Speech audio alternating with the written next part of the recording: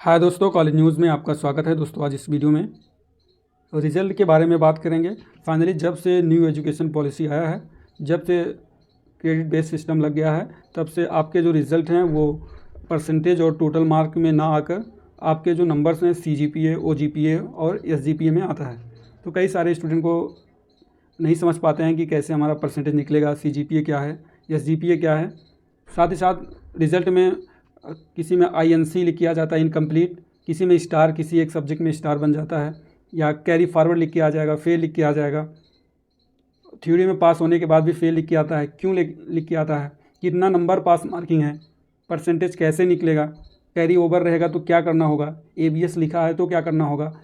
ढेर सारे क्वेश्चंस जो स्टूडेंट के माइंड में चलते हैं रिज़ल्ट आने के बाद, उसके बारे में इस वीडियो में डिटेल में जानेंगे। वीडियो में लास्ट तक बने रहेंगे। आई होप आपको सारा डाउट क्लियर होगा। तो दोस्तों आइए वीडियो को लेट किए बिना आगे बढ़ते हैं। वीडियो को अभी तक लाइक नहीं की तो लाइक कर दें, सब्सक्राइब नहीं की तो सब्सक्राइब कर दें, जिससे आने वाले वीडियो का नोटिफिकेशन आपको मिलता है। सबसे पहले रिज़ल्ट पे ही जाते हैं। आपको रिज़ल्ट के माध्यम से सारी चीज़ें समझाते चलेंगे। जैसे यहाँ पे देख रहे हैं आप, ABS लिखा है यहाँ पे, ठीक है, मीन्स आप एब्सेंट हैं। आपका जो मेन एग्ज़ाम था, जो थ्योरी था, उसमें आप एग्ज़ाम दिए थे। आपका 75 में 32 नंबर है। और जो आप इंटरनल एग्ज़ाम आपका कॉलेज में हुआ था मिड टर्म के रूप में, उस एग्ज़ाम का नंबर आपका इसमें ऐड नहीं हुआ है, ठीक है। इसी के वजह से आप यहाँ पे फेल हैं। आई होप समझ गए होंगे कि ABS क्यों लिखा जाता है। यहीं पे एक बात आपको और बता दें, जैसे कि आपका ये थ्योरी है, 75 में आप 32 नंबर पाए हैं। 25 में अगर आप 17 नंबर पाए होते, फिर भी आपको यहाँ पे फेल शो होने लगता है, या तो आप ग्रेड C पाकर पास हो जाते हैं। दो कंडीशन हो सकता है। इसमें आपको क्या करना, थ्योरी में 75 में आपको जितना भी नंबर लाए हैं उतने नंबर से आपका जो इंटरनल नंबर है, इस नंबर को जब आप जोड़ेंगे तो आपका 4.5 या 5+ होना चाहिए। मीन्स मान लीजिए आप थ्योरी में 32 नंबर्स पाए हैं, अब आप इंटरनल असेसमेंट में 25 में अगर 18 पा जाते हैं, टोटल आपका हो जाएगा 50, 100 में, देन आप पास हैं, ठीक है। अगर आपका थ्योरी में 32 रहेगा, इसमें आप 12 पा गए या 15 पा गए, उस केस में आप फेल हो जाएंगे। कई सारे स्टूडेंट यही कन्फ्यूजन रहता है कि सर थ्योरी में हम पास हैं, इंटरनल नंबर पाए हैं, फिर भी हम फेल क्यों हैं? क्योंकि उनका जो थ्योरी नंबर जो पाए हैं वो इंटरनल नंबर जो पाए वो दोनों जोड़कर 50 नंबर्स नहीं होते हैं, इसलिए वो फेल हो जाते हैं, नहीं समझ पाते हैं। आई होप समझ गए होंगे। अब आगे बात करेंगे यहाँ पे कैरी ओवर क्यों लिखा है? क्योंकि आप अगले सेमेस्टर में प्रमोट हो जाएंगे। अगले सेमेस्टर का आप अच्छे से एग्ज़ाम देंगे। इस वाले सब्जेक्ट में जो एब्सेंट है, इसमें जो आप फिर से एग्ज़ाम देना चाहते हैं तो फिर से एग्ज़ाम दे सकते हैं। फर्स्ट सेमेस्टर में अगर आपका कैरी ओवर लगा है या बैक लगा है, किसी सब्जेक्ट में आप फेल हैं, उसका एग्ज़ाम फर्स्ट में आपका लगा है तो वो थर्ड में आप देंगे। थर्ड में लगा है तो आप फिफ्थ में देंगे। सेकेंड में लगा है तो आप फोर्थ में देंगे। और फोर्थ में लगा है तो आप सिक्स में देंगे। अगर फर्स्ट में लगा है आपका बैक, आप उसका बैक देना चाहते हैं थर्ड में, जब थर्ड का आप फॉर्म भरेंगे अपना, उसी समय बैक का फॉर्म भी भरा जाएगा, उसी समय आप भर सकते हैं। उसी हिसाब से फिफ्थ में भी आपको फॉलो करना होगा। यहाँ से आप देखना चाहते हैं तो यहाँ से आप देख सकते हैं। आप अगर नंबर नहीं समझ पा रहे हैं, जैसे आपका ये सब्जेक्ट है एजुकेशन का, एजुकेशन में आप थ्योरी में कितना नंबर पाए हैं यहाँ पे मेंशन है। थ्योरी में कितना नंबर पाए हैं? 75 में 32 नंबर पाए हैं। जो आपका मिड टर्म हुआ है उसमें 25 में आपका ये एब्सेंट है। यहाँ पे आप समझ सकते हैं। जियोग्राफी में 75 में 35 पाए हैं, जो बोर्ड एग्जाम हुआ था, और 25 में आप 22 नंबर पाए हैं। इसी हिसाब से यहाँ पे टोटल लिखा हुआ है 100 में आप 57 नंबर पाए हैं। आप ये नंबर्स जोड़ सकते हैं। उसके बाद आप नीचे आएंगे। ये कैरी ओवर का मतलब आप समझ गए हैं कि किसी एक सब्जेक्ट में आप फेल हैं, उसके वजह से कैरी ओवर लगा है। आप अगले सेमेस्टर में, अगले और सेमेस्टर में, या इवेन में है तो इवेन सेमेस्टर में एग्ज़ाम दे के आप उसे पास कर सकते हैं। अब यहाँ पे कुछ ग्रेड भी दिया गया है, यहाँ देख सकते हैं। अगर 90 से 100 नंबर के बीच में पाते हैं तो आपको वो ग्रेड मिलेगा। 81 से 90 में एक्सीलेंट, 71 से 80 में वेरी गुड, 61 से 70 में आपको गुड यानी B+। उसके बाद 61 से 60 के बीच में रहेगा तो B। उसके बाद 41 से 50 के बीच में रहेगा तो आपका C, ठीक है। उसके बाद आप फेल माने जाएंगे। यहाँ पे ये है फेल वाला पोर्शन। उसके बाद आप नीचे देखेंगे अगला, अब ये क्लियर इनका मार्कशीट है नहीं, आपको यहाँ दिखा देते हैं। इकोनॉमिक्स में इनका सब्जेक्ट नेम है, ये थ्योरी में 75 में 50 नंबर पाए हैं। उसके बाद इनका जो मिड टर्म एग्ज़ाम है उसमें ये 20 में 25 में इनकम्प्लीट दिखाया गया है, यानी INC अगर आपका मार्कशीट में शो हो रहा है तो इसका मतलब आप जानिए कि INC का अर्थ यही होता है कि आपका जो परिणाम है वो इनकम्प्लीट है। इसका मतलब यह है कि आप कोई काम या ग्रेड, यानी जो आप एग्ज़ाम दिए हैं उसका जो ग्रेड आपको मिलना चाहिए वो अभी तक आपको ग्रेड नहीं मिला है या उसका मूल्यांकन अभी तक नहीं हुआ है। INC मतलब इनकम्प्लीट। इसमें जो 25 में आप मिड टर्म एग्ज़ाम दे के आए हैं वो नंबर्स यूनिवर्सिटी तक नहीं भेजा गया है साफ बार।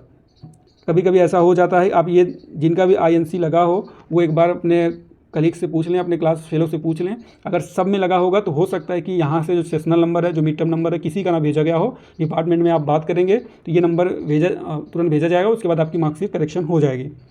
ठीक है, तो जिसमें INC लगा है वो आप जैसे ही INC आपके किसी भी सब्जेक्ट में लगा है आप सीधे डिपार्टमेंट में संपर्क करें, उनसे कहिए कि सर हम एग्ज़ाम दिए हैं, हमारे में फिर भी क्यों इनकम्प्लीट लिख के आ रहा है। जैसे ही नंबर ये चढ़ जाएगा वैसे आपका यहाँ पे रिजल्ट मोड में जो INC यानी इनकम्प्लीट लिखा है यहाँ पे आपका पास लिख कर आ जाएगा। आई होप समझ गए होंगे। अब आगे बात करेंगे। अब यहाँ पे एक स्टार वाला केस आया है हिस्ट्री का, हिंदी काव्य का।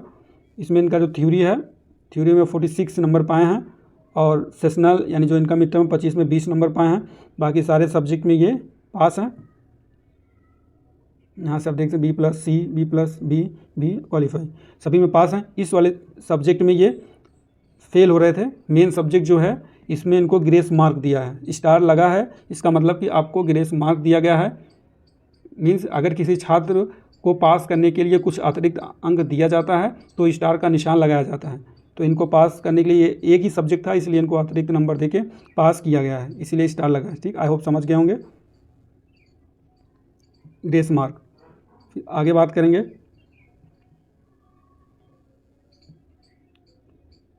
यहाँ पे देख सकते हैं ये फेल है। इससे पहले जो बता रहे थे वही चीज़ इसमें आपको हम दिखाएंगे। इनका फेल है टोटल। ठीक है, इनका फिजिक्स में पहला mathematics, physics and Newtonian mechanics आप यहाँ देख सकते हैं 50 में ये 8 नंबर पाए हैं। ये तो क्रिटिकल पोर्शन है, इसमें 25 में 21 पाए हैं।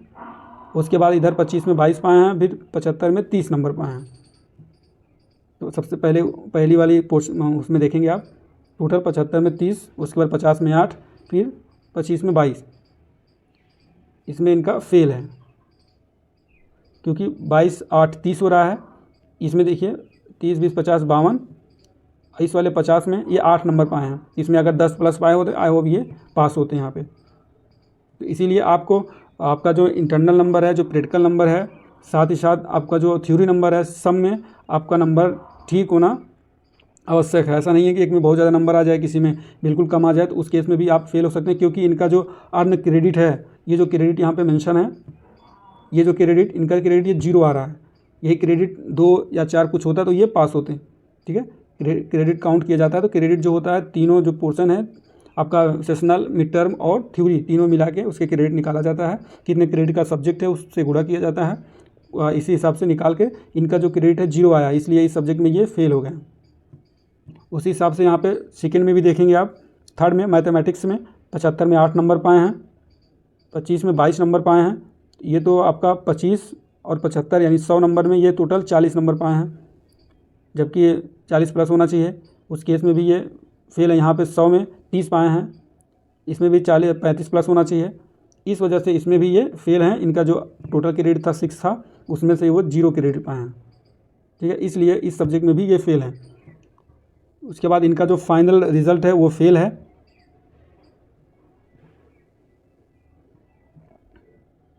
आई होप इनको फिर से ईयर बैक लग सकता है, क्योंकि इनका एक पेपर में, यहाँ पे 2 पेपर में, इस सेमेस्टर में 3 सब्जेक्ट में ईयर बैक, पेपर फेल होने पे ईयर बैक लगता है।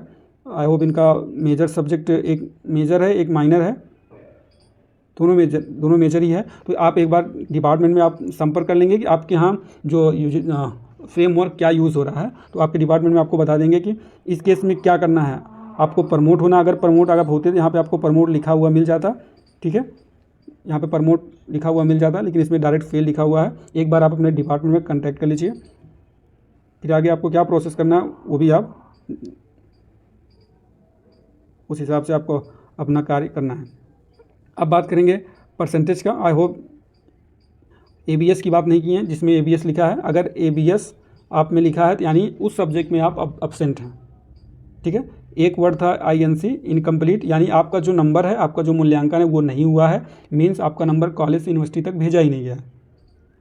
इस केस में अब्सेंट केस में कि आपको अब्सेंट दिखा ही दिया गया, आप एग्ज़ाम दिए हों या ना दिए हों, लेकिन कॉलेज के द्वारा जो नंबर्स भेजेंगे उस नंबर में आपको अब्सेंट दिखाया गया है, इसलिए उसमें आपका अब्सेंट लिखा हुआ मिल जाएगा।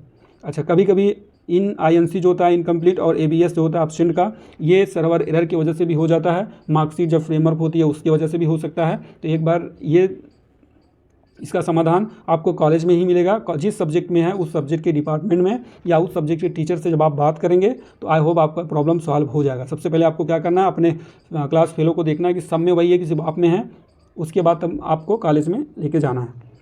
इसमें मार्कशीट में एक प्रॉब्लम और आ रही है बच्चों के सामने कि उनका अगर 100 नंबर का पेपर है तो उसमें 107 नंबर आ जा रहा है या 110 नंबर आ जा रहा है, तो ये भी जो आ जाता है ये भी सर्वर के प्रॉब्लम से ही होता है। इसका भी समाधान आप जिस सब्जेक्ट में लगाओ उस सब्जेक्ट के डिपार्टमेंट में जाके या टीचर से आप बात करेंगे, आई होप ये सही हो जाएगा।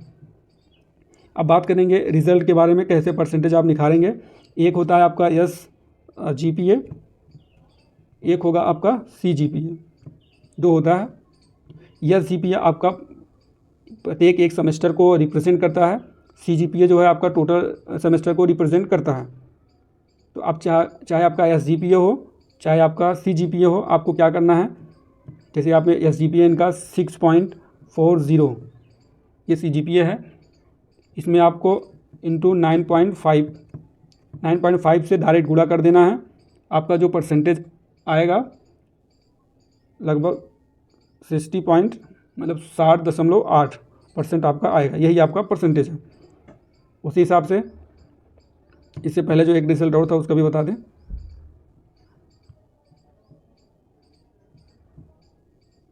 यहाँ पे इसमें इनका जो SGPA है वो 5.956 है, इससे गुणा करेंगे आप 9.5 से, फिर इसका जो आएगा 56.582 समथिंग ये आएगा। तो इस हिसाब से आपको परसेंटेज निकालना है। इनका CGPA SGPA सेम इसलिए है कि इनका एक ही सेमेस्टर का है। अगर यही 3rd सेमेस्टर या 5th या 6th सेमेस्टर में अगर होते आप तो आपका CGPA कुछ और होता और SGPA कुछ और होता। आई होप इतनी सारी चीज़ें आप समझ में आपको आ गया होगा।